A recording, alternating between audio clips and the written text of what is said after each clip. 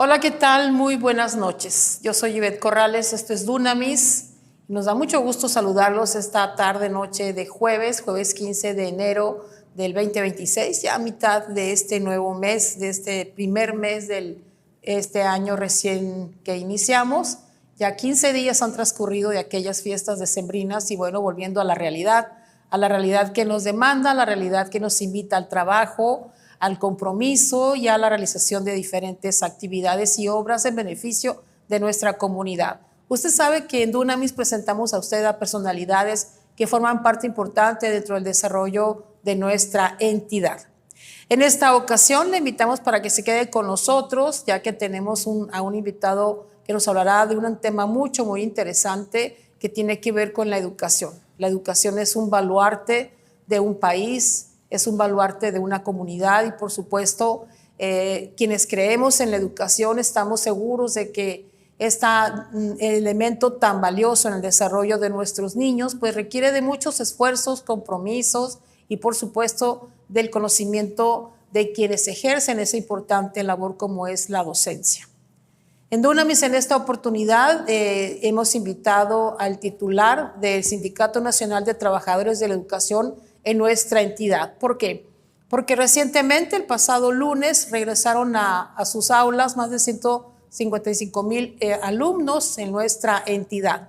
Imagínense lo que esto significa. Una gran cantidad de esfuerzos, de trabajo, de compromisos, de acciones que a lo largo de este año se tendrán que realizar. ¿Y quién es mejor que para platicar sobre este tema que tiene que ver con el desarrollo profesional y el ejercicio del magisterio, sobre todo de lo que implica la responsabilidad de educar, de formar, de entregarle a la sociedad ciudadanos, jóvenes, niños, con esa inquietud del aprendizaje que nos lleva, por supuesto, a la conquista de diferentes niveles en la vida?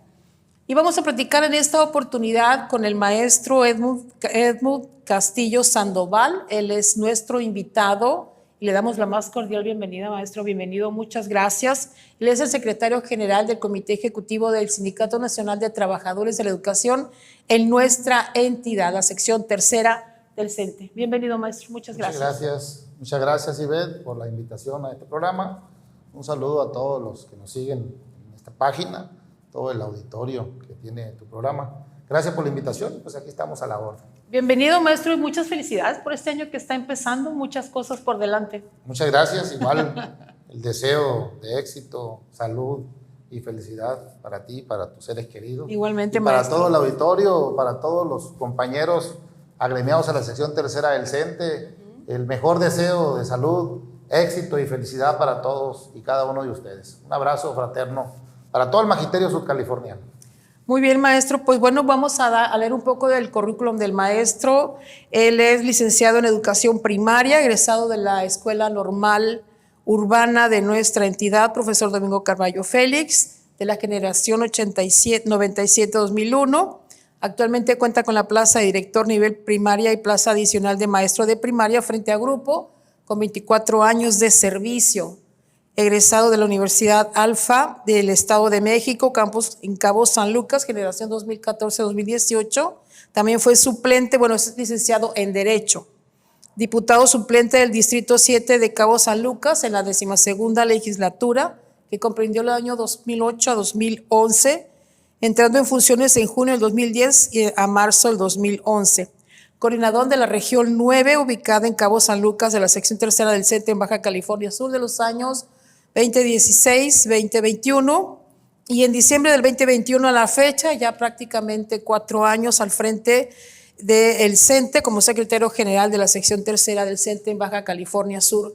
Y bueno, pues esto y más es mucho lo que el maestro tiene para ofrecerle al magisterio sudcaliforniano, pero antes que todo esto litigó y mucho tiempo estuvo al frente de aquella corriente magisterial que manifestaba una gran necesidad de avances, de mejoras y de necesidades en lo que se refiere al magisterio. Aquella corriente de maestros que en la zona de Los Cabos se manifestó en muchos momentos por ser atendido, por mejorar la calidad de la educación. Y bueno, pues maestro, bienvenido, muchas gracias. Platíquenos de sus inicios en estas luchas sindicales, en estas luchas constantes de mejoras tanto para la persona como es el maestro, como también la cuestión de los salarios, de la oportunidad de una mejor escuela, de infraestructura adecuada, etcétera. Si estamos hablando de la pujante región que es Los Cabos ahorita, pero hace 20, 15, 30 años atrás era una zona donde necesitaba mucha atención. Y el magisterio sufrió mucho en estas etapas. Y bueno, ¿cómo evalúa ese tiempo a la fecha? Bueno, Ivette, fíjate que qué bueno que tocamos ese tema, ¿no? Y que vamos a tener tiempo para platicarlo, ¿sí?, con los compañeros. Un servidor es egresado de la Normal Urbano en el 2001 y nos toca desde el primer día ir a trabajar a Cabo San Lucas. Nos tocó llegar a la escuela de Los Cangrejos, una escuela nueva en Cabo San Lucas, en la colonia Los Cangrejos, una escuela de nueva creación, el turno vespertino, y de un año el turno matutino.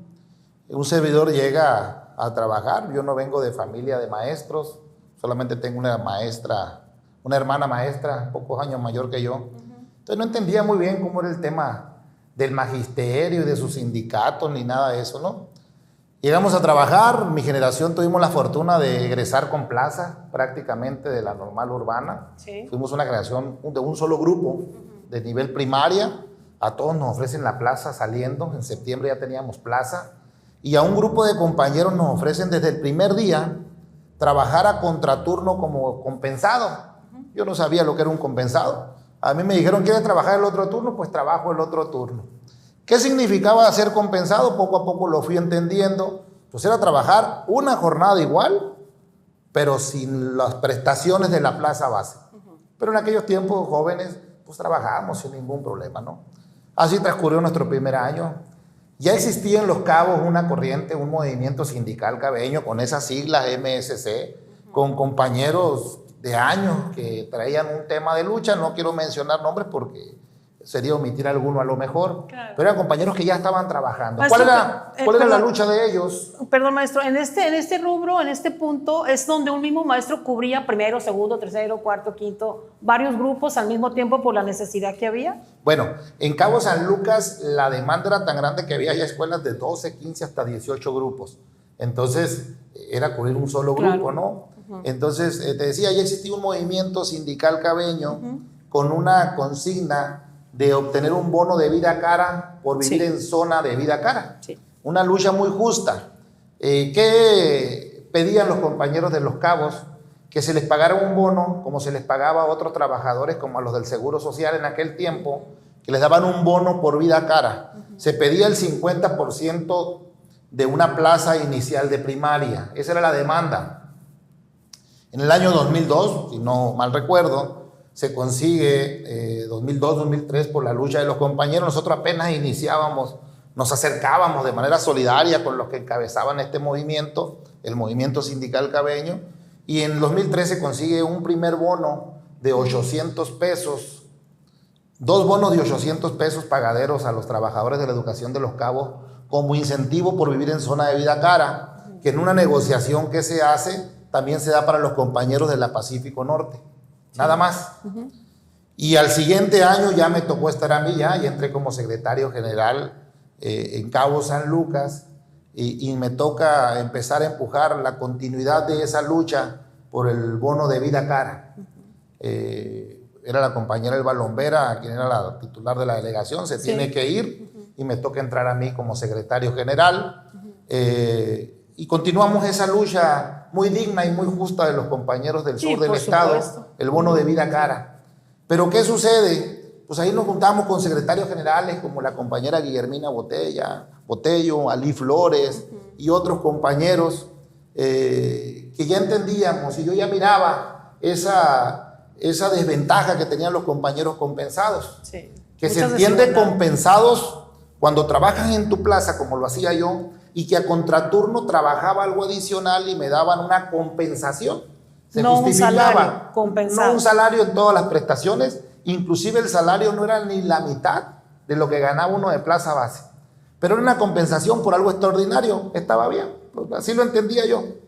Lo que ya no me gustó, lo que ya no entendí, era que empezaron a contratar, o ya había contratados, compañeros que no tenían ni una plaza base, personal de apoyo, que solamente eran compensados. ¿Pero compensados de qué?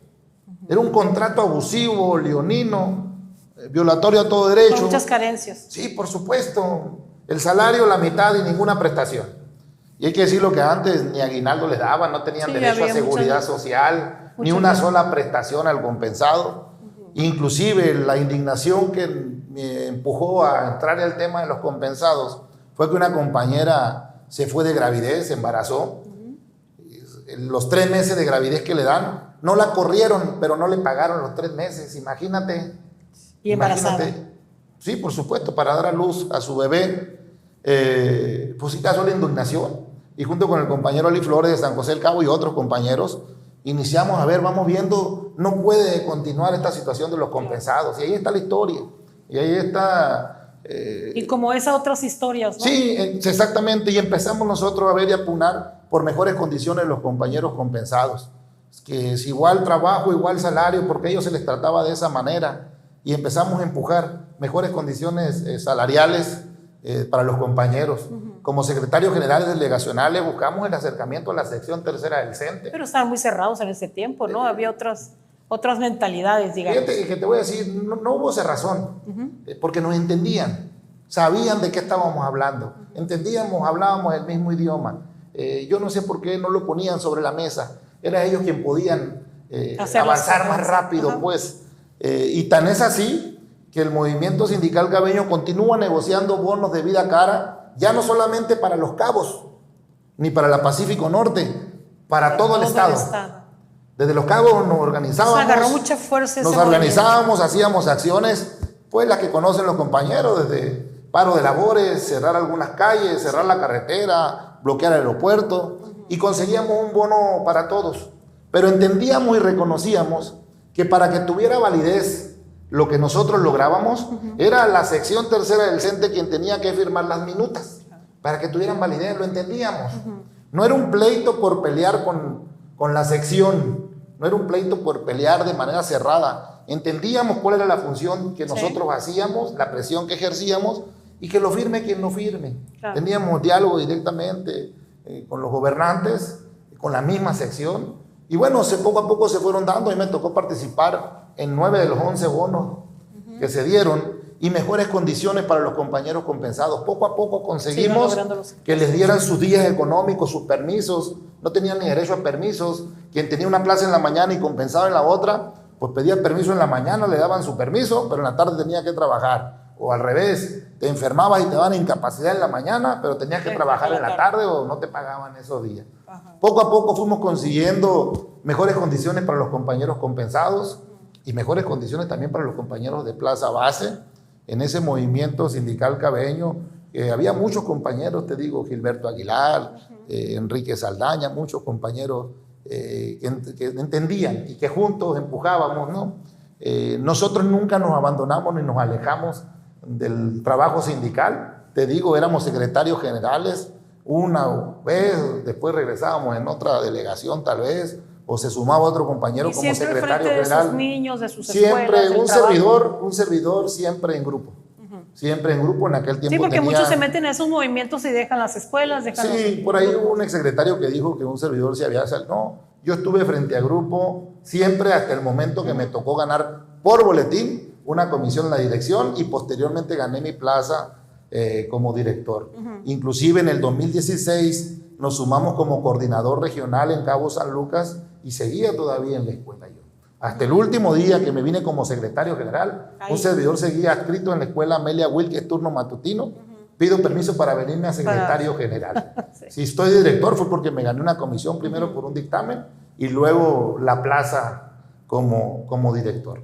Entonces fuimos luchando. En un momento, 2009, 2010, se consigue el seguro popular, aquel que existía, sí, ¿cómo no? Para los compañeros. Bueno, tenían seguridad social. Te digo, en ese tipo de contratos donde nuestra ley del trabajo, la Constitución, tenía años diciendo en esa lucha histórica por mejorar las condiciones de los trabajadores, uno de los requisitos obligados del gobierno era dar seguridad social. Principalmente. Y no la daban. Es básico. Compañeros que trabajaron en los años 90, los primeros 10 años de la década de este siglo, sin seguridad social. hasta que logramos Seguro Popular, que le brindaba el servicio médico, pero que no le daba certeza en cuanto a jubilaciones o vivienda. Todo ese tiempo se perdía. Hasta el año 2015, en una movilización que duró más de 3 meses, se consigue el ISSSTE para los trabajadores compensados. Y los que ya habían trabajado 10 años de compensados quedaban en el olvido esos años de cotización porque no cotizaban para jubilación.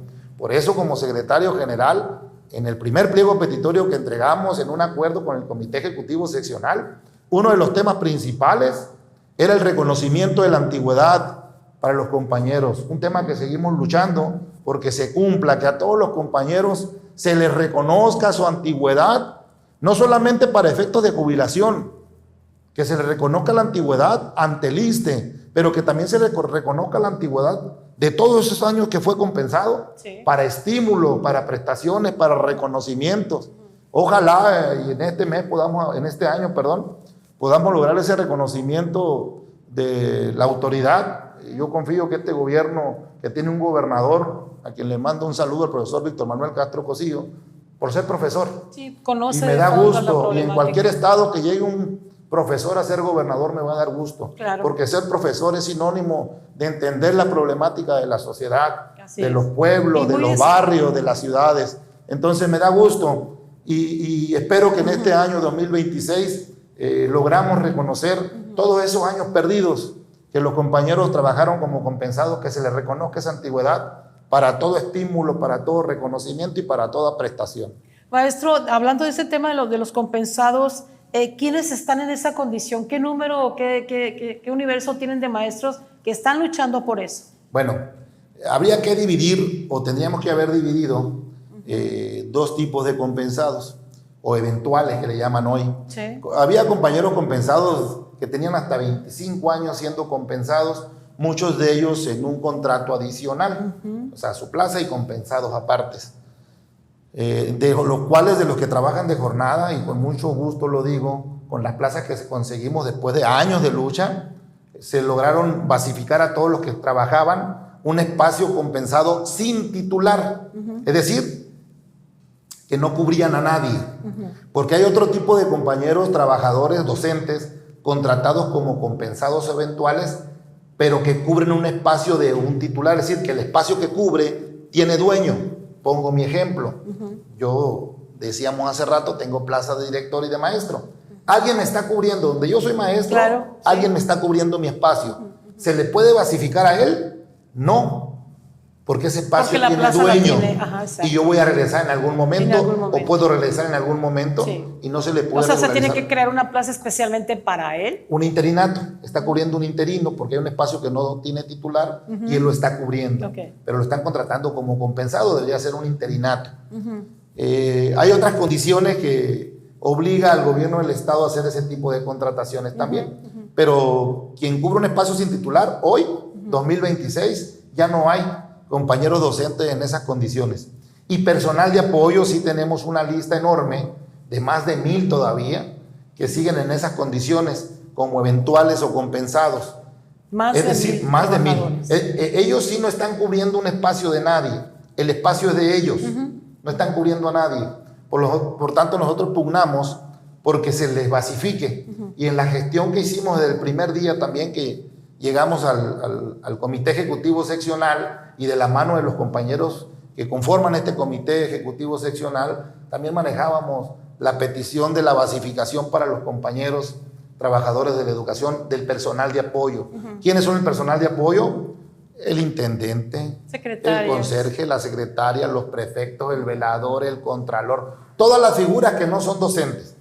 Entonces, conseguimos 300 plazas para ellos. Plazas que se han entregado, y lo digo con orgullo y de frente, y no habrá nadie que me señale que no lo hemos hecho, y me pongo a las pruebas. Las entregamos de manera transparente. Este Comité Ejecutivo Seccional, debo decirle y también reconocer a la Secretaría de Educación Pública, que en estos 4 años casi todas las plazas, o todas las plazas, se han entregado conforme a derecho de antigüedad, en un listado de prelación que está a la vista de los compañeros. Con transparencia. Con transparencia. Y dije casi, te voy a decir por qué dije casi. Porque sí tenemos 5 compañeros que nosotros hemos propuesto para que se les basifique o se les dé un código 95 directo. ¿Quiénes han sido? Puedo manejar nombres que los voy a omitir, pero ante cualquier revisión lo podemos hacer. Han fallecido compañeras y compañeros que eran compensados o trabajadores de la educación con plaza base y que han dejado a la esposa, al esposo, al viudo, la viuda con hijos pequeños. Sí. Que aunque van a dejar una pensión, no es un tema de pensión, es un tema de dar certeza a la familia que se quedó, y hemos entregado 5 espacios de manera directa a los esposos, viudos, viudas que han quedado para que sigan respaldando, cuando menos económicamente, sí, claro, a la familia. Y estamos pidiendo un espacio en Santa Rosalía para un caso que pasó hace 2 años también, y lo estamos pidiendo. No se ha generado el espacio acorde a la preparación que tiene la compañera, pero en la primera oportunidad que se dé también se va a otorgar. Eso lo hicimos a conciencia y lo volveríamos a hacer. En esos casos sí, claro, hemos entregado las plazas. Se vale, ¿no? Claro, el sindicato tiene la facultad de entregar, de proponer para plaza el 50% de las que se van desocupando. Pero nosotros hemos sido respetuosos de la antigüedad de los compañeros de ese listado.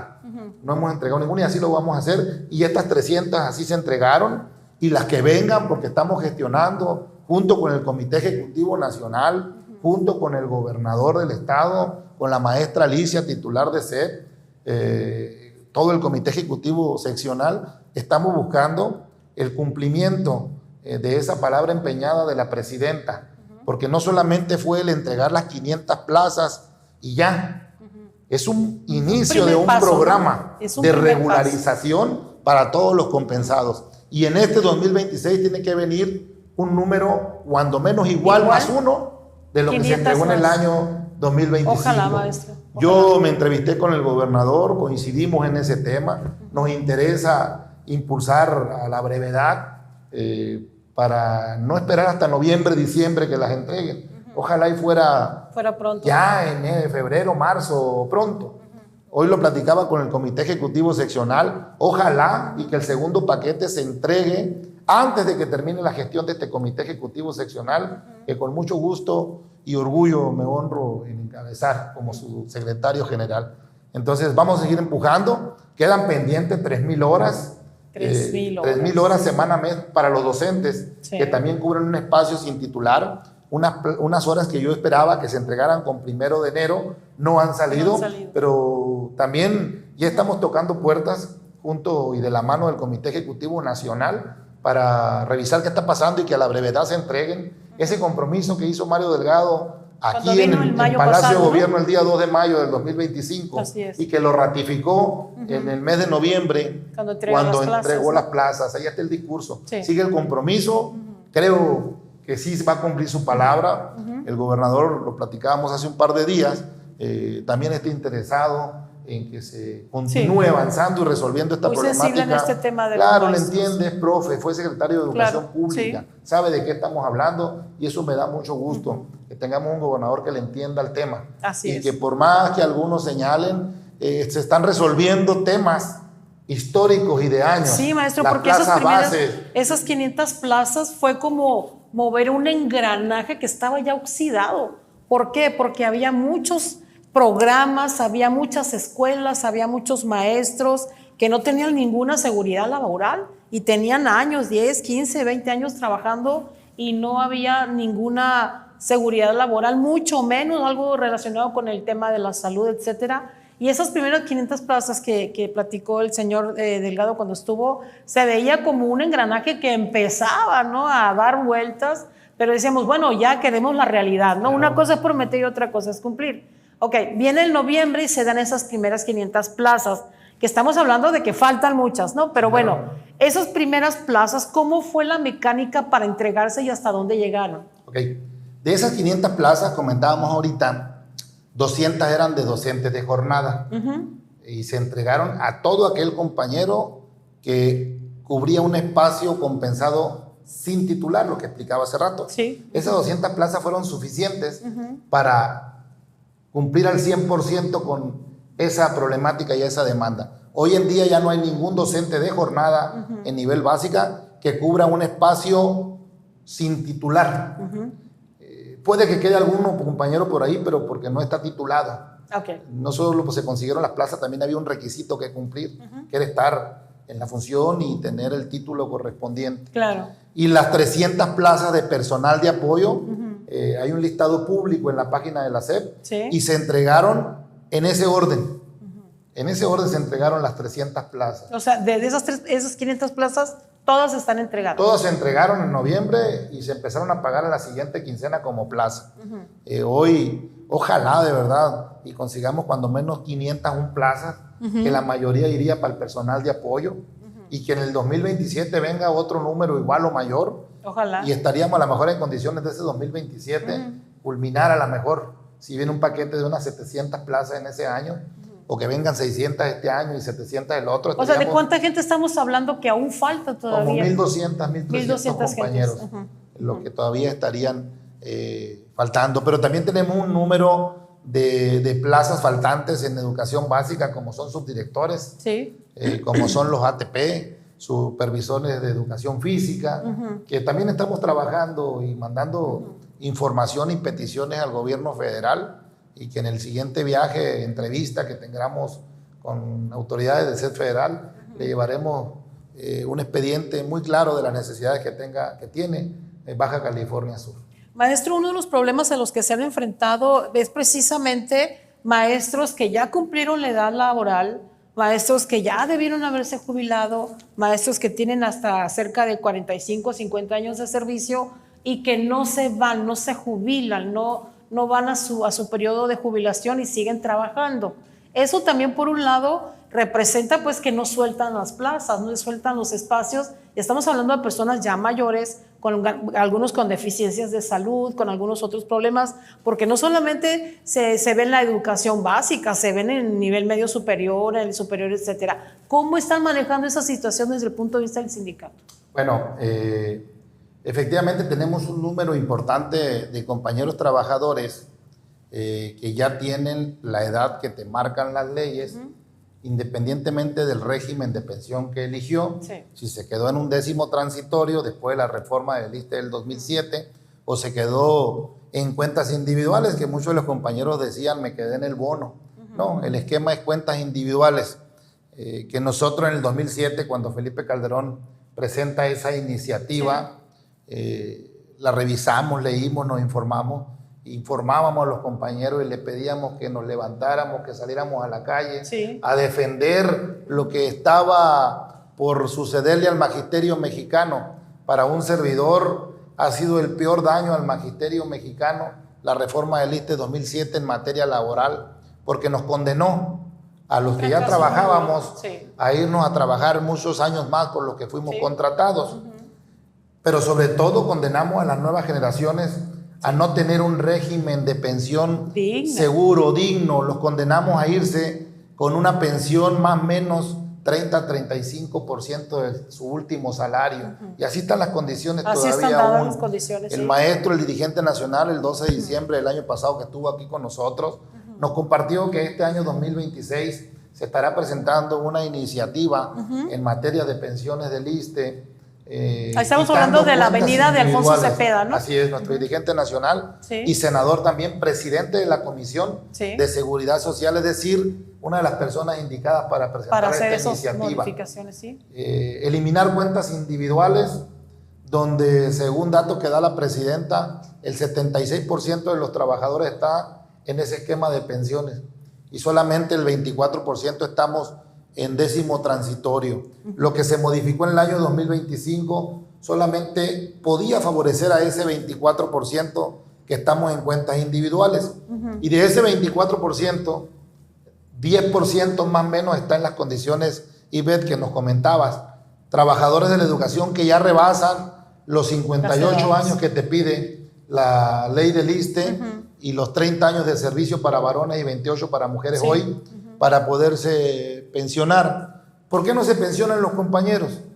Porque son compañeros que por méritos propios se ganaron un salario mejor a través de crecer por carrera magisterial o de escalar de manera vertical en funciones directivas de supervisión, jefe de enseñanza.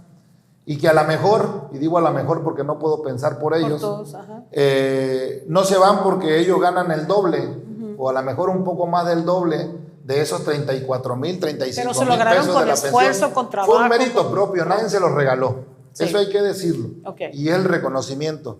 Y ellos tienen la libertad de irse o no irse y es decisión cuando de ellos quieran. Claro. Muchos han decidido aguantar por condiciones personales, se respeta. Sin embargo, si hay compañeros, ese 10% que está en condiciones de jubilarse y no se va. De ese 14% que estamos en cuentas del 10º transitorio, de ese 24% que decía la presidenta, 24%, pues a lo mejor el 9% de ese 14% no gana lo que marca las 10 UMAS. Entonces seguramente no se van a jubilar porque también se irían con jubilaciones muy poco. Muy bajo. ¿Qué decía el presidente Andrés Manuel en algo que es de reconocerse? Sí. La intención en las pensiones del bienestar, donde dice, bueno, quien gane menos, quien en su último salario gane menos de el promedio de los que se jubilan los del IMSS, se le puede otorgar la pensión del bienestar, que es darle el último salario. Es decir, si algún trabajador gana 15,000 y está en cuentas individuales o vivir con menos en su pensión por 10º transitorio, te apegas a la pensión del bienestar y el gobierno va a poner la otra parte que te falta para llegar al promedio de cómo se jubilan los del IMSS.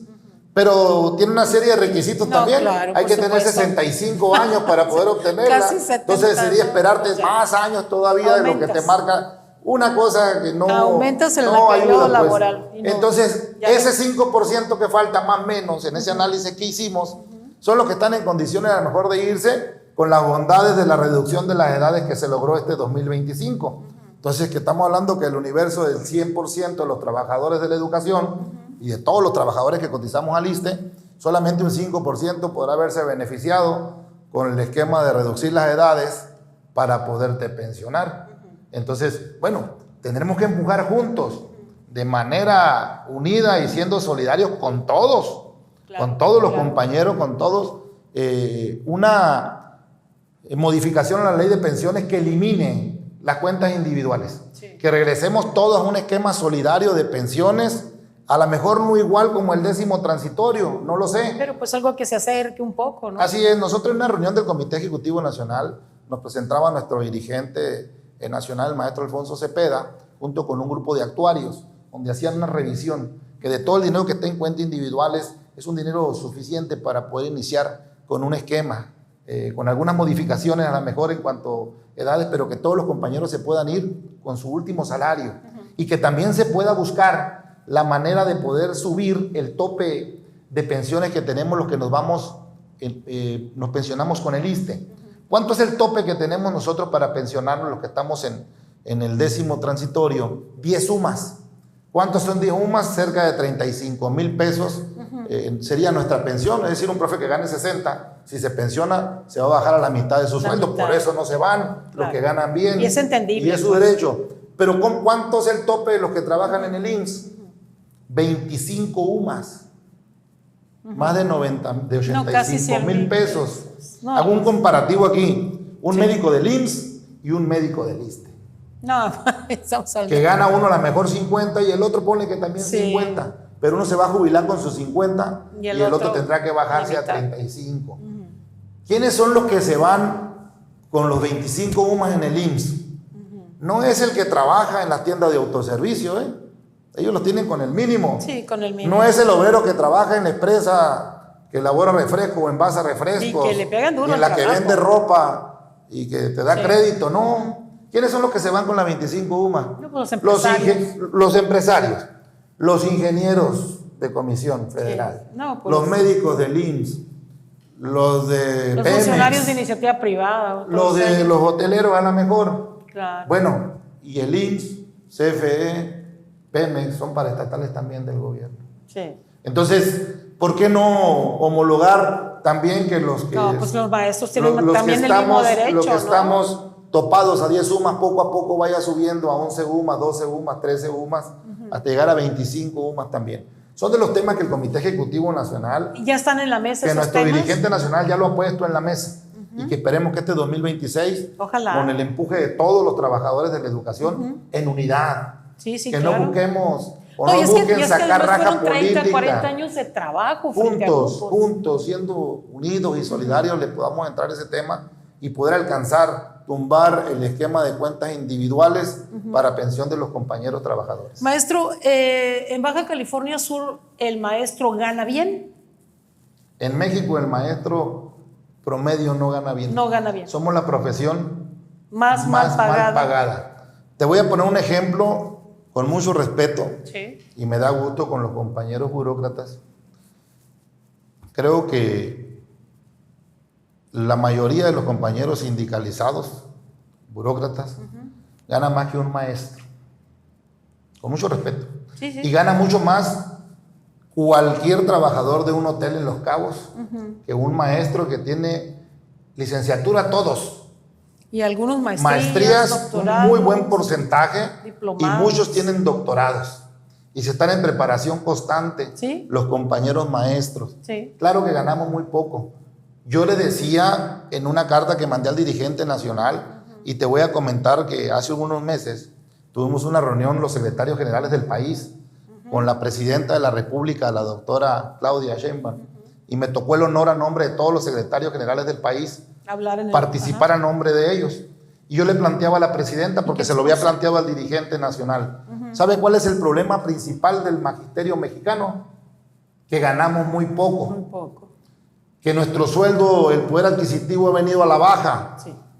Que ganar 8,000 pesos, 8,500 pesos quincenales, que es lo que gana un maestro, ya con todas las prestaciones, quincenal, eso es lo que gana un maestro. Hicimos un comparativo nosotros hace algunos años de lo que ganaba un maestro en 1991 a lo que ganaba en el 2016. ¿Sabe cuánto, haciendo un balance comparativo, cuánto se ocupaba en el 2026 para comprar lo mismo que un maestro compraba con su plaza base inicial? 20,000 pesos.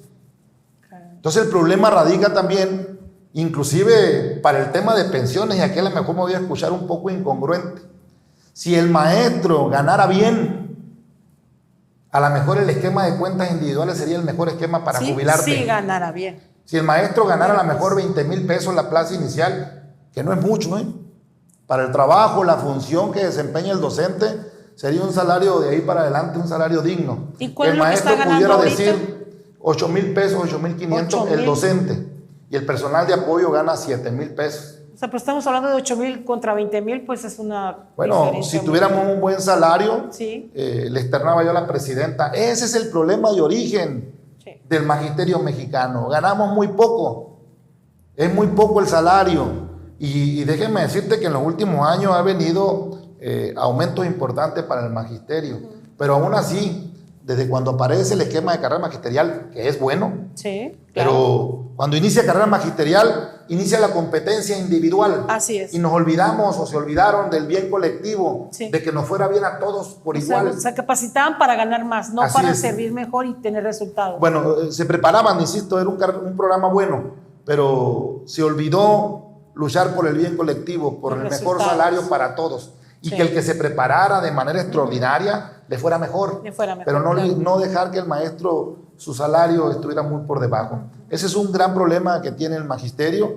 Nosotros las secciones nunca hemos negociado salarios, lo debo decir, porque no faltará quien diga, bueno, ¿y por qué no luchan por el tema del profe Helmut, por los salarios? Los salarios han negociado siempre a nivel nacional. Yo te decía, con ese documento que entregamos al dirigente nacional y lo planteamos a la presidenta, y también ¿Cuál fue el compromiso de la presidenta ante este planteamiento? Hay un compromiso y se reflejó no solamente de esta presidenta, el presidente Andrés Manuel López Obrador. Debemos reconocer que durante la pandemia fuimos el gremio que no solamente no se despidió a nadie. Durante la pandemia mucha gente perdió su trabajo en la iniciativa privada, en algunos gobiernos también municipales o estatales rescindieron del contrato de algunos trabajadores. El magisterio mexicano, lejos de que a nadie se le quitó su trabajo, tuvimos un aumento. El personal de apoyo durante el gobierno anterior y este gobierno han recibido aumentos muy por encima de la inflación. No estoy diciendo que es suficiente. Si me preguntan a mí cuánto debería ser el aumento del maestro, debería ser del 200%. Pero bueno, O sea, ante lo que las mínimamente condiciones y necesita un realidades... maestro son 20,000 pesos mensuales o pudiera quincenales. ser quincenales. Quincenales. Pudiera Es lo ser. mínimo. Es un sueño guajiro. a lo Sí, mejor, no, ya sé, pero pues, a la realidad que tenemos ahorita, Claro. el poder adquisitivo ha aumentado Y muchísimo. ante la importancia de la figura, lo que representa un maestro. Claro, exactamente. O sea, sí, es la formación de un claro, ser humano, o sea, claro. no es una máquina, no es un Entonces, producto. le planteo a la presidenta, hay un compromiso de sí seguir aumentando por encima de la inflación, muy por encima de la inflación, que realmente venga un despegue salarial del magisterio mexicano. Y nosotros aquí en el Estado, debo decirlo, aunque no hay una negociación formal, porque a partir del 2013 desaparecen las negociaciones estatales, hemos encontrado en el gobierno del profesor Víctor Manuel Castro Cosío apertura para poder negociar a temas importantes. 2022, en la primera mesa de negociación que tuvimos, se homologa el salario de los compañeros compensados. Antes del 2022, los compañeros compensados ganaban la mitad, ganaban 3,000 pesos quincenales. Con 3,000 pesos quincenales se viven Los Cabos. No. La mayoría estaban allá. El docente con 4,000 pesos. No, ya estamos hablando de maestros que trabajaban aquí, lo tenían que irse a otras escuelas, ya otras para poder. De entrada, el gobierno del Estado, juntamente con la sección tercera del CENTE, se duplica el salario, se homologa con el de plaza base.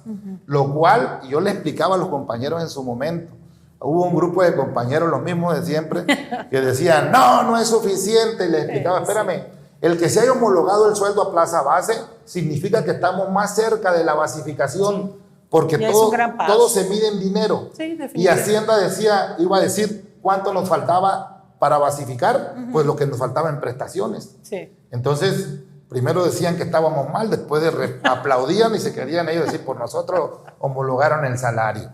Entonces, bueno, así se han manejado, ¿no? Entonces, de entrada, el gobierno del Estado, sin tener la obligación de tener negociación con el magisterio, lo ha tenido.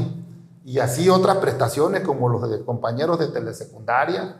Les reconoció en el 2022 a los compañeros de medio superior una prestación de un 15% que lo tenemos solamente el magisterio subcaliforniano de sobresueldo, y que el gobierno anterior dejó de pagárselos porque quiso dejar de pagárselos. El gobernador les reconoció, les actualizó y les empezó a pagar a los que no les pagaba esa prestación. El tema de los quinquenios lo planteamos nosotros el primer año. Una prestación que en el 2004 estaba en la ley burocrática ¿Y no estatal. se respetaba? Pues que nadie lo pedía. Pero pues si ya estaba en la ley, no había necesidad. Cosa curiosa, ¿por ley? En los congresos quedaba como resolutivo y en ninguna minuta los anteriores comités ejecutivos seccional lo planteaba de manera formal el pago. Nosotros lo planteamos desde el primer año. Quedaba en la lista, pero no se ejecutaba. Pero no se nada. Hoy se pasó, nosotros antes inclusive de la movilización, y lo voy a decir aunque a algunos no les guste, tenemos la minuta firmada donde teníamos el 100% del pago de quinquenios para el magisterio. ¿Qué pasó? Nosotros negociamos un porcentaje inicial, otro porcentaje para enero del 2025 y otro porcentaje que se hubiera pagado en enero del 2026. Pero también traíamos otra negociación como el aumento del bono a los compañeros jubilados. Pero los compañeros se les hacía, a los que estuvieron muchos años en el sindicato, a los que estuvieron algunos años en el sindicato que nunca dijeron nada, se les hacía muy largo esperar 2 años que se llegara al 100% del pago de los quinquenios, cuando algunos estuvieron 25. No, pero eso no se lo hizo largo, no hacer nada. Pero como iban a ser 2 años, se les hacía muy largo. ¿Cómo hasta el 2026? Todo el 100% a quinquenio, se dio una movilización que ayudó también a negociar y se negocia, se acuerda que todo se fuera un porcentaje más alto el 2024 y que en el 2025 se llegara al 100%. Sí, pero dejamos fuera a los compañeros jubilados y no es echarle la culpa, porque al final de cuentas estuvimos en la mesa, bueno, eso es lo que querían los compañeros, eso se acordó. Este año sí, era prioridad para nosotros que se aumentara a los compañeros jubilados en un bono que tienen para los compañeros.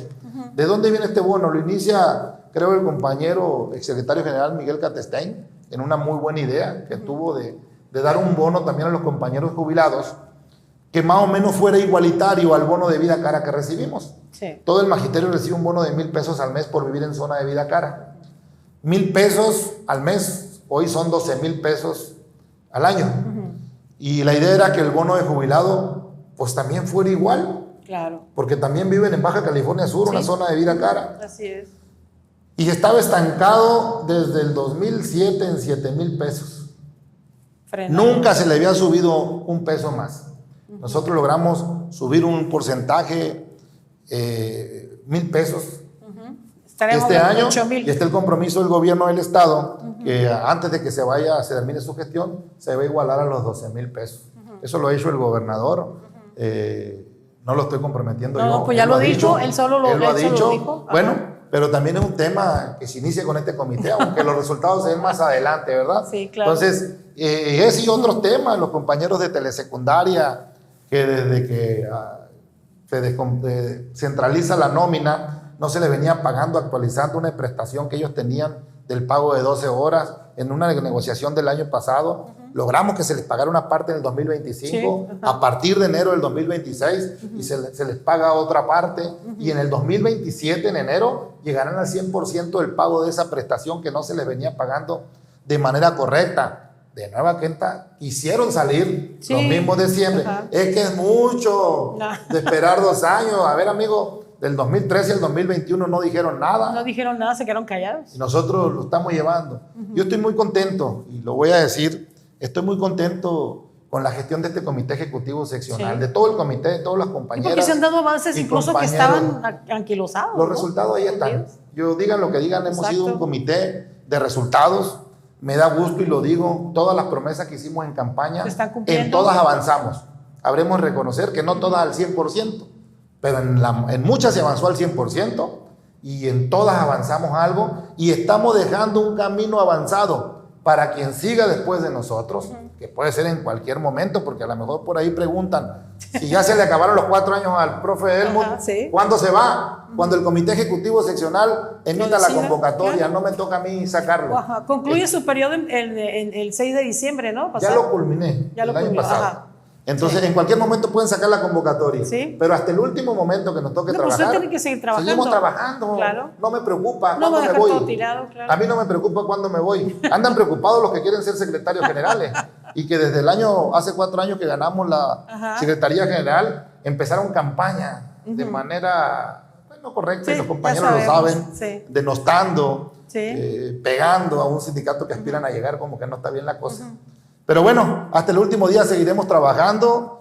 Cuando se emita la convocatoria, nos iremos con el gusto de haber cumplido. Es un tema que lo platico con mi familia, me gusta, me apasiona el tema sindical.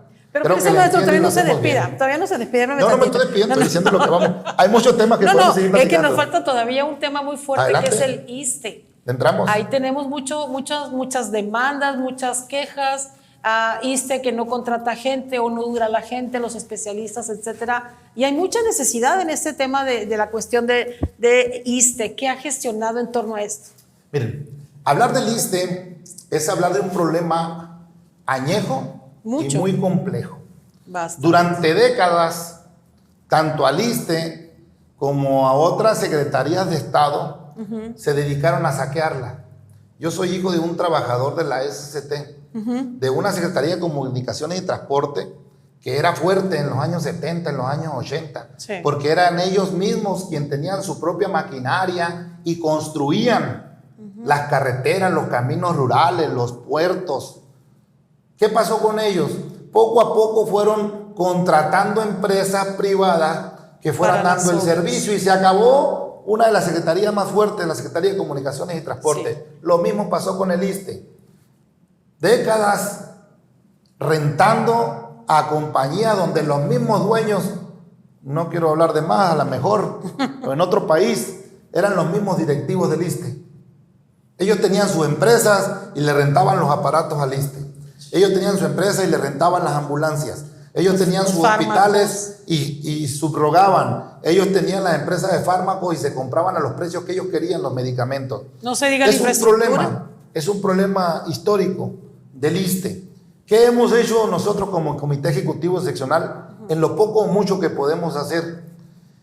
Cuando la movilización del 2022, donde tuvimos una mesa de negociación de alto nivel, y lo digo porque tuvimos aquí en Baja California Sur al entonces secretario de Gobernación, Adán Augusto, al entonces director del ISSSTE y hoy diputado, el doctor Pedro Centeno Santaella, director del ISSSTE, la titular de CEP federal en aquel entonces, una mesa de alto nivel, y ahí sacamos acuerdo de que el director iba a venir aquí a Baja California Sur.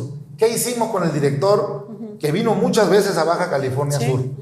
Hicimos un recorrido para que entendieran la distancia y condiciones geográficas de nuestro estado. Es algo muy fuerte. No lo entienden. No, porque lo están en de verdad que no entienden. desde otro ángulo. Y yo se lo dije al presidente en una de las veces que vino y que lo abordamos. Presidente, tenemos al presidente Andrés Manuel en Baja California Sur para ir a una consulta de un médico especialista. Hay compañeros que tienen que darle 1,800 kilómetros ida y vuelta. Sí, claro. Y estoy hablando de los compañeros de la Pacífico Norte, que para venir a lo mejor con un psiquiatra a la ciudad de La Paz, eso es lo que tenían que recorrer. Eso es el puro trayecto. 1,800 kilómetros en el centro del país, sales del país. Sí. Así de las distancias en Baja California Sur. Sí. Y no lo entendían, tenían que venir. Y le reconocemos al director, exdirector Pedro Centeno Santaella, que nos fuimos en carro. Cuando íbamos pasando, Loreto decía que si ya mero, como papá Pitufo, falta poco, no, todavía le falta. Llegamos hasta Vizcaíno. Y a lo mejor en ese recorrido, de que fue el director que vieran la realidad del ¿no? ISSSTE, cambiaron algunas cosas. Sí. Hoy tenemos un ISSSTE en Cabo San Lucas, un hospital que en la última visita del presidente vino a inaugurarlo. Y no digo que fue una gestión de este comité, pero sí te debo de decir que nosotros participamos en más de 17, 20 años desde Cabo San Lucas, pugnando por un mejor servicio y la construcción de una clínica. Como secretario general me tocó estar en la inauguración. Hoy el servicio en Cabo San Lucas se mejora.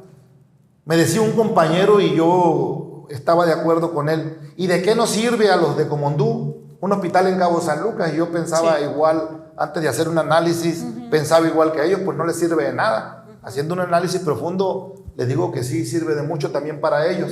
Porque entonces los compañeros trabajadores de derechohabientes del ISSSTE de Los Cabos, que se tenían que venir a La Paz a una consulta de especialista, ya no se vienen.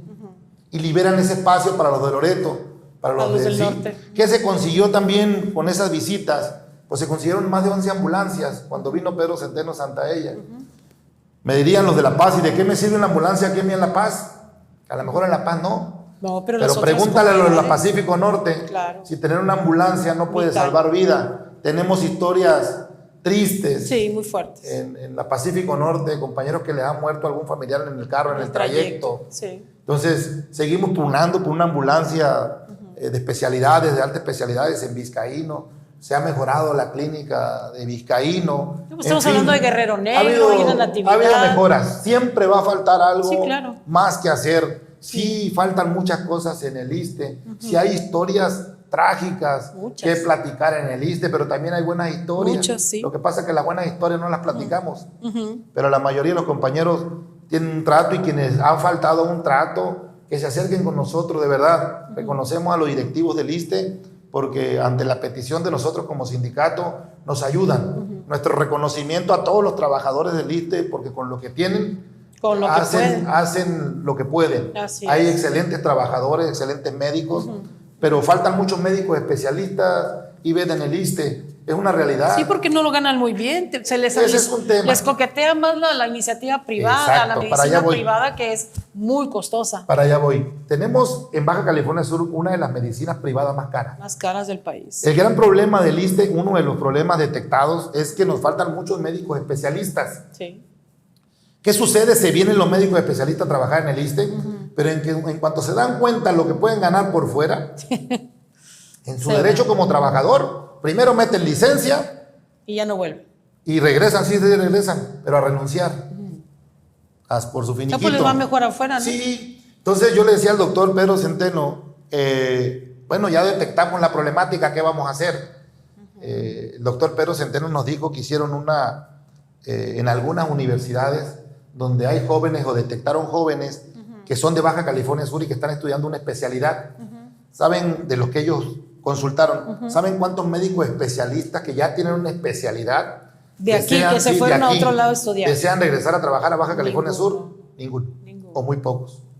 porque no hay hospitales aquí. No tienen lo instrumental necesario, así los es. salarios Bueno, justos. esa es la condición del ISSSTE. Hace poco también histórico nos reunimos con el nuevo director del ISSSTE, el doctor Martí Batres.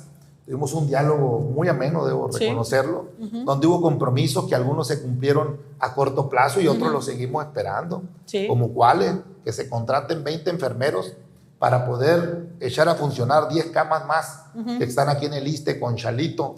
Ocupamos que funcionen al 100% los quirófanos de Comondú, de Santa Rosalía y de Los Cabos, para que esto libere, que no manden todas las cirugías a La Paz, que empiecen a funcionar, que se busquen y se contraten a esos médicos, especialistas que hacen falta, y que si ya detectamos que es por el salario, pues ni modo, buscar a ver el esquema, cómo se les puede pagar mejor. Claro, por supuesto. Se han firmado convenios de salud importantes para el magisterio, bueno, para todo el derechohabiente del ISSSTE, donde en la Pacífico Norte debe de brindar el servicio tanto el IMSS como el IMSS Bienestar y el sector salud a los compañeros del ISSSTE. Ahí va poco a poco funcionando ese esquema de salud universal. Hay mucho que hacer por el ISSSTE, lo seguimos haciendo, buscando resolver lo que podamos desde aquí. Es un problema mayúsculo. Hay un problema también donde los gobiernos deben al ISSSTE. Mucho. Nos decía el doctor Martí Bastre, dile a los municipios, a los organismos de agua potable, que paguen. Y hacemos el compromiso, lo hizo con nosotros, no nos firmó ningún documento, que lo que paguen de las deudas históricas que se tienen, se invierte todo en Baja California Sur. Se traduce en otras cosas, ¿no? Porque al trabajador sí le descuentan. Sí, con nosotros pasaba en los gobiernos del 2013 para atrás, que nos descontaban y no enteraban el recurso. Y no llegaba. Cuando se centraliza la nómina de las cosas buenas que trajo FONE, es que ya directamente Hacienda agarra ese recurso de los trabajadores federales y lo entrega directamente al ISSSTE. Entonces el ISSSTE sí, muchas problemáticas, no está todo perfecto, se han mejorado algunas cosas, otras siguen estando pendientes, repito, nosotros hemos tratado... Pero se sigue gestionando, ¿no? Sí, claro, como sindicato de apoyar a los compañeros que vienen, por ejemplo, del norte o del sur a La Paz, les ayudamos con el hospedaje, a los que van a México a consulta, les apoyamos con hospedaje y alimentación, porque aparte de que van cargando con una situación médica sensible, difícil, bueno, también arrastran con un tema económico, un desgaste económico, les apoyamos a los compañeros que van al 20 de noviembre a una cita médica con hospedaje y alimentación, y los vamos a seguir haciendo hasta el último día. Y no es dinero que nos regalan, es dinero que nos quitan de la partida presupuestaria a nosotros, es un dinero que no nos llega, y aún así lo vamos a seguir haciendo hasta el último día, porque sabemos lo que significa eso. Entonces, en el ISSSTE hay que seguir empujando. Hay que seguirle. Maestro, 2 puntos antes de que nos caiga el tiempo, la hora. Finalmente, el tema de la caja de los jubilados, aquel ahorro que andan volando ahí casi 8 millones de pesos. ¿Cómo va este asunto?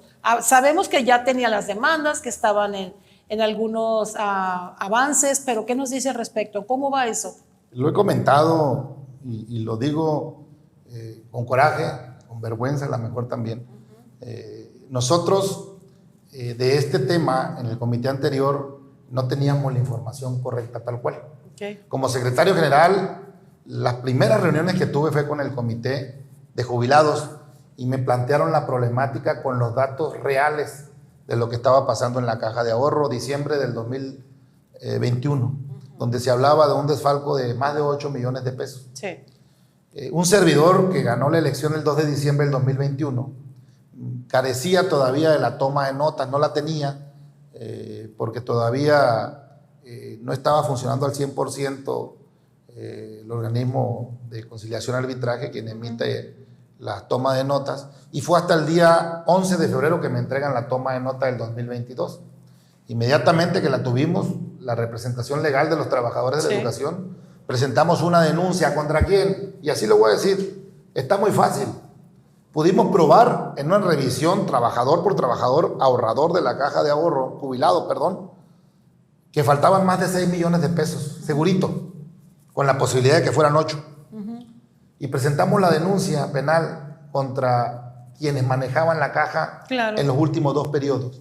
2 exsecretarios generales y otras 3 personas que ellos manejaban el dinero directo. De los jubilados. De los jubilados de la caja de ahorro. Aquí está muy fácil. Entre esas 5 personas se fue el dinero. Yo no sé si entre las 5 o entre una. Nosotros presentamos la denuncia que ya habían presentado más de 150 compañeros también. ¿Qué hicimos?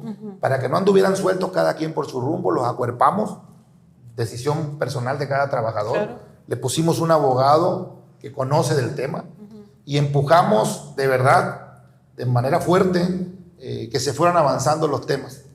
Logramos que pruebas, se me va el nombre de probar si una firma es original, grafológicas, creo. Grafología, sí. Grafología, sí. Entonces se hicieron más rápido, de 150, un sinfín de hojas. Administraban la caja de ahorro, te lo voy a decir cómo, en una libreta universitaria. El que llegaba y anotaba y firmaba, como una cajita de ahorro en la primaria, en la escuela, en aquellos años, los 90, en los 80. Así lo administraban. Pues fue muy fácil que se llevaran el dinero. Pues ahí lo tenían a la mano. Bueno, pero al final de cuentas desapareció entre ellos. Debo decirlo con tristeza, y lo he planteado al gobernador, lo he planteado a los magistrados presidentes. Pues qué vergüenza que le estén robando a sus propios compañeros jubilados, o sea, claro, personas mayores. Claro, ¿no? Que y ya seguimos no esperando activos. Justicia, ojalá, y que no se acabe el comité. Ya estuvo acercamiento con el tribunal para eso. Hemos buscado el acercamiento. No estamos pidiendo nosotros que nos ayuden violentando la ley, estamos pidiendo que apliquen justicia como debe ser. Claro. Si alguien cometió un acto que es delito, que lo sancionen. ¿Qué nos interesa a nosotros? Recuperar el dinero. Y si no se recupera el dinero, que paguen con cárcel. O sea, no es persecución, pero tampoco vamos a solapar a nadie. Pedimos, de verdad, y lo decimos enérgicamente, qué tristeza que no llegue justicia pronta y expedita a los compañeros. Y más triste, Ivette, se nos han muerto 11 compañeros ahorradores esperando justicia. Esperando su dinero. Entonces, ojalá y que pronto, antes de que se acabe este comité, me daría mucho gusto, de manera, una satisfacción porque personal. fue de las primeras acciones que hizo, claro, llevando, ¿no? Claro, pero más allá que hubiera sido la segunda, la tercera, la quinta. No, pero era lo urgente, pues. Es indigno lo que pasó con los compañeros. Además de todo. Y la gente, ahí anda. Buscando. Yo no sé si a gusto y feliz, no lo sé, a lo mejor sí traen por ahí un remordimiento con cinismo todavía, de conciencia, ¿no? A lo mejor, quiero pensar, pero ahí andan, con argucias legaloides, ¿no? Sí, también. Tiempo, abogados, se están defendiendo, lo entiendo, pues. Pero pues, ¿cuánto tiempo más? Cuando se sabe que el dinero ahí desapareció, a lo mejor van a decir... Alguien lo tiene, alguien se lo gastó. Sí, no se fue solo. No vayan a decir que con un soplo de la Rosa de Guadalupe se fue el dinero. O sea, no, de verdad, un llamado al Poder Judicial, que respetando lo que debe ser, venga justicia pronto. Impulse para estos esto compañeros. Un poquito, ¿verdad? Ojalá. Debo decirte que el Comité Ejecutivo Nacional, antes de que llegara yo inclusive, puso un dinero, el cual ya fue repartido para los compañeros, una parte nada más, un porcentaje a los compañeros, cuando menos para que tengan algo, pero seguimos esperando justicia para este grupo. No hemos cesado, ni solapamos a nadie, ni lo vamos a hacer. Ojalá de verdad que nos toque a nosotros como secretario general encontrar justicia, pero aunque me vaya como secretario general, vamos a seguir empujando este tema y apoyando a los compañeros jubilados. Maestro, ya terminó su periodo el pasado mes de diciembre. ¿Qué sigue? Porque usted está trabajando, está al frente y los resultados van a seguirse presentando. ¿Qué pasa? ¿Que no hay vacío? ¿Está habiendo trabajo? ¿Van a esperar una convocatoria? ¿Cuándo va a pasar? ¿Qué sigue de aquí en adelante para él? ¿Qué sigue? Lo primero, seguir trabajando hasta el último día. El Comité Ejecutivo Nacional emitirá la convocatoria cuando tenga que hacerlo. No es un tema de decisión mía, y el Comité Ejecutivo Seccional será el Comité Ejecutivo Nacional. Tenemos entendido que había una ley ahí que se estaba adaptando, ¿no? Para que fueran ustedes directamente los que eligieran, no que les impusieran. Hay muchos temas, ¿no? Que podemos seguir platicando en otro programa. El tema de la ley de autonomía sindical, que impulsó nuestro dirigente nacional, que ya es ley, que es, rapidito lo platico, la ley de autonomía sindical, una propuesta que presenta el dirigente nacional y que fue votada por unanimidad en el Senado y en la Cámara de Diputados, donde se va a sancionar a cualquier funcionario público, ente político, persona, que sin ser parte de un sindicato se meta al proceso apoyando a algún candidato, promoviéndolo, apoyándolo con recursos materiales, financieros, humanos, favoreciendo a algún candidato o denostando a otro. Okay. Y hay sanciones Muy ya fuertes. en la ley, ya no es ya en la ley. Ya está establecido. De inhabilitación, inclusive hasta cárcel, a quien no respeta la autonomía. Que sean los propios agremiados de los sindicatos, no solamente del CENTE, todos, quien decidan libremente la participación y la elección de quien habrá de dirigirlos el tiempo que corresponda en cada uno de los sindicatos. Ajá. Esto ahorita es ley en el apartado B. Ojalá y pronto también venga en el apartado A. Entonces, pero también así como se manejan sanciones, seguramente claro, en la reforma estatutaria que deberá de venir, vengan también sanciones para aquel que aspire a ser secretario general, claro, y que pida ayuda. parejo. Porque no puede castigar nada más al que da. Al que da, sino también al que la pidió. Recibe y al que la pide. Al que la pide. No, señor. Sí, claro. Autonomía sindical parejo. es nosotros mismos. En ese derecho que tenemos todos de votar y ser votados a una aspiración legal y legítima de ser dirigente de un sindicato, que no permitamos que otras figuras se metan a nuestra... Y que respeten. O que decidan quién va a quedar. No es Cundina para decir quién sigue. Muy bien, maestro, pues bueno, el tiempo ya se nos fue encima y pues pedimos una disculpa, pero ya, finalmente, ¿cómo se despide del auditorio el secretario del CENTE? Primeramente agradeciendo, Ivette, el espacio que nos das y por supuesto, rapidito, el próximo viernes 23 de enero tenemos el tradicional sorteo del CENTE. En esta ocasión va a ser en Santa Rosalía. Hasta allá se Nosotros fueron. Después de 18 años, ¿sí? Que siempre se hacía en La Paz y qué bueno, pero yo vengo de la región Pacífico, acá del sur. de Los Cabos, y siempre queríamos que un sorteo fuera en Los Cabos y nunca se dio. Nosotros como comité decidimos que íbamos a hacerlo itinerante. El primero lo sacamos en La Paz, pues qué bueno, organización. ¿no? El segundo fue un éxito en Los Cabos. El tercero fue un lleno total y más en Comondú. Déjame decirte que en Los Cabos Protección Civil ya nos permitió meter más gente, porque llenamos el lugar y había palomía que quería entrar. En Comondú lleno total. Sí. Y en Santa Rosalía, en Mulegé, donde va a ser este sorteo. Se van a venir todos de la Pacífico agradecer, Norte y todo. De verdad, agradecer a la presidenta municipal, a la amiga Edith Aguilar Villavicencio, todas las facilidades que nos está dando. Hoy se reunió una comisión que fue de aquí de nuestro comité con ella, y de verdad agradecemos toda la apertura y el apoyo que nos está dando la presidenta. Agradecemos a todos los funcionarios que ya nos han enviado un regalo para rifar con los compañeros. Invitamos a todos los compañeros funcionarios públicos, que también colaboran con la senadores, causa, ¿no? De Baja California Sur, que le extendimos un oficio de solicitud de regalo. Le decimos que todavía tienen hasta el próximo miércoles para hacernos llegar ese regalo, que seguramente mandarán para todo el magisterio subcaliforniano, no solamente para los maestros. Ahí participan todos en un merecido reconocimiento que tienen los amigos de los maestros, los amigos del sindicato. Y el próximo viernes 23 será en Santa Rosalía, donde la presidenta nos dice que nos va a regalar 1 hora de música después del sorteo. Pues aquello va a ser una fiesta. Sí, una fiesta que nos merecemos. Claro el que magisterio, y que invitamos a todos los maestros del estado a que puedan participar, principalmente a los de Mulegé, a los más cercanos de Loreto, que pudieran acompañarnos en esta fiesta que es del magisterio sudcaliforniano. Bueno, y envío de nueva cuenta, y para cerrar, un abrazo fraterno y solidario a todo el magisterio sudcaliforniano, deseándoles lo que les dije al principio, que este año 2006 sea para ustedes y su familia de mucha salud, de mucho éxito y de plena felicidad, entendiendo la felicidad como cada quien la conciba. Cada quien tiene que construir. Porque a veces cada quien es feliz de diferente manera. Que sean felices, que seamos felices como cada quien conciba su felicidad. Un abrazo para todos, compañeros. Muy bien, maestro, y bienvenidos a los retos del 26. Muchas gracias, Ivette. Y luego venimos a tocar otros temas que quedaron pendientes. Sí, quedaron varios. Bueno, pues así estamos llegando al final de Dunamis en esta oportunidad, agradeciéndole al maestro Edmund Castillo Sandoval, secretario general de la sección tercera del CENTE en nuestra entidad. Ya usted escuchó pues los avances, los retos y muchas cosas que todavía hay pendientes en este importante sindicato que corresponde a los maestros de nuestra entidad. Agradecemos al maestro y también a usted que nos ha acompañado en Dunamis en esta oportunidad a través de nuestra plataforma Sotavento News, y a Cristóbal Rico en los controles técnicos. Yo soy Ivette Corrales, lo espero en la próxima. Muy buenas noches.